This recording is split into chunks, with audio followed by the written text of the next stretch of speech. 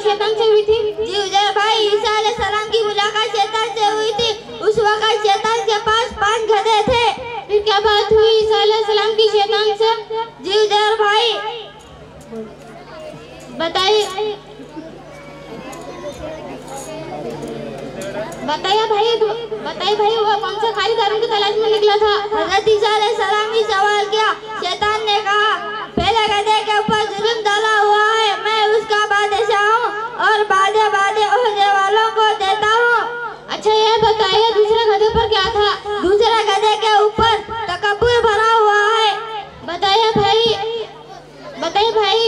तीसरे गधे पर क्या था? तीसरे गधे के ऊपर हसद था।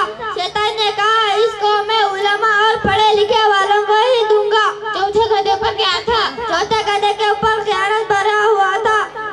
खयानत कौन लोग खरीदते हैं? शैतान ने कहा, खयानत नौकर लोग खरीद ले जाते हैं। बताइए पांचवें गधे पर क्या था? पांचवें गधे के ऊपर मकरू व फारिद था। आया आप लोगों की समझ में शैतान किस किस तरीकों से लोगों को भटकाता है? इसलिए भाई और बहनों हर वक्त इससे चौकन्ना रहना चाहिए। जहाँ चूक बस शैतान की चुंगल में फंस गया। अल्लाह हम सबको शैतान के धोखे से हिफाजत फरमाए। चले भाई हम चलते हैं।